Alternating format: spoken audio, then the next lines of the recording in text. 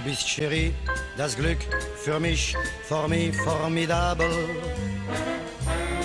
Du bist so süß, so sweet und für mein Herz adorable. Ça marche en allemand aussi, oui, oui, oui.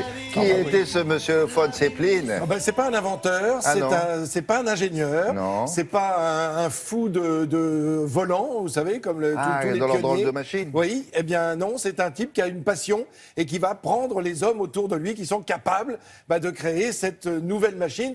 Cette machine qui est ni plus ni moins qu'un ballon. Alors vous allez me dire, le ballon, c'est français. Sont après Un tout ballon de rugby, non? Ah non, mais les ballons qui s'élèvent dans le ciel. Les ballons normaux, oui, là, je pensais aux frères Montgolfier, alors évidemment, ça. Mais lui, ce qu'il va faire, c'est qu'il va créer non seulement des ballons qui s'élèvent vers le ciel, mais en plus qui vont être propulsés. Et ça, c'est une vraie révolution.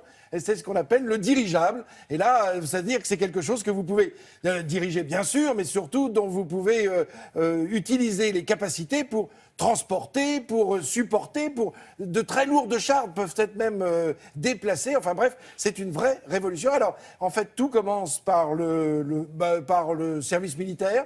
Il est passionné, son père veut qu'il continue, il va donc entrer dans l'armée, il devient lieutenant, bien sûr, après la sortie de son école militaire, il est lieutenant de cavalerie, et là il est volontaire pour partir surveiller, observer la guerre de sécession au nom de l'Allemagne, c'est assez étonnant, donc il est observateur, et là il va découvrir que les nordistes, ceux du général Grant, utilisent des ballons pour espionner l'ennemi.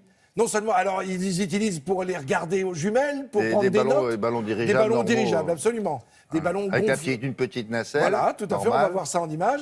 Et ils emportent avec eux des plaques photographiques. Alors ça, du coup, ça donne des plans de l'ennemi, le positionnement exact. Alors, on regarde des images, parce que le fait de raconter, c'est une chose, mais de pouvoir revenir avec des documents... Aussi, non, mais c'est bien. Là, ils reviennent avec des documents, et là, c'est assez incroyable. Alors, on a évidemment... C'est le début de ce qui va vraiment le fracasser dans l'esprit. Il va se dire, mais c'est vrai que ces ballons, si on pouvait en plus les diriger, c'est-à-dire si on ne tenait pas compte que du vent, le voilà, Frédéric von Zeppelin, eh bien, ça permettrait de survoler. C'est Frédéric ou Ferdinand? Non, Friedrich, oui. Friedrich, je crois que en fait vous avez raison, c'est Ferdinand. Ah bon? Ferdinand. Bon, d'accord, mais moi c'est comme vous voulez. Non, mais non, c'est. Alors regardez. De toute façon, on va pas le débaptiser. Ce sont d'énormes cigares. En fait, il y a une ossature qui est en aluminium, ce qui fait qu'elle est très légère. À l'intérieur, il y a de l'hydrogène. C'est ça qui va être le drame de cette aventure. Regardez, vous allez c'est voir tout en petit image. ce qu'il y a en dessous. Alors oui, c'est tout petit, mais à la fois, c'est-à-dire quand ils vont arriver à la fabrication du Hindenburg, il y a 400 mètres carrés quand même à l'intérieur de ce qui est transporté en dessous.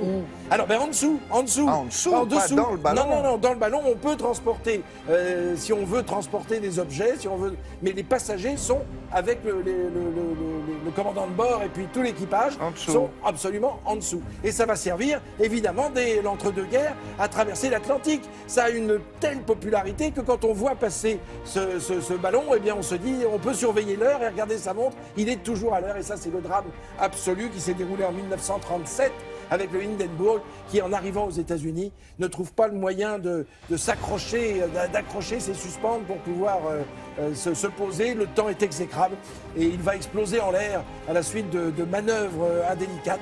Et vous voyez qu'on revient, c'est ce que je voulais vous montrer, ces images, parce qu'on revient en ce 21e siècle à ce principe de ballon qui s'élève et en même temps qui soit dirigeable. Pourquoi? Pour l'espionnage, donc ça n'a pas changé depuis l'origine, pour transporter des troupes, mais aussi pour transporter de très lourdes charges, des containers. Alors en fait, c'est beaucoup moins bruyant qu'un avion ou qu'un hélicoptère, donc au niveau sonore, c'est assez intéressant. Ça transporte beaucoup plus qu'un gros porteur avion. Il suffit de quoi? D'une hélice à l'arrière? Ah oui, il y en a entre 2 et 4, suivant, il y a 2 ou 4 moteurs, suivant la taille du gros cigare.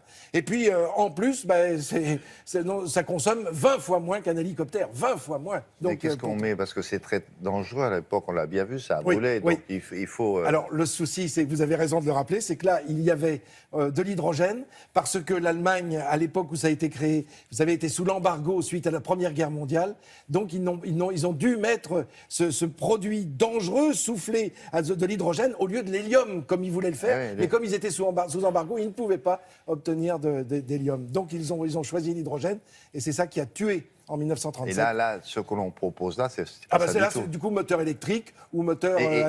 oui, c'est ça. Et dans la capsule, on met un autre... Ah ben, on met plus de gaz si on est tout électrique, ou alors si on met un gaz qui évidemment n'est pas dangereux. Figurez-vous qu'à l'intérieur... Mais on met de l'air alors. Oui, absolument. C'est de l'air. Et alors ce qu'il y a, c'est qu'il y a des ballasts.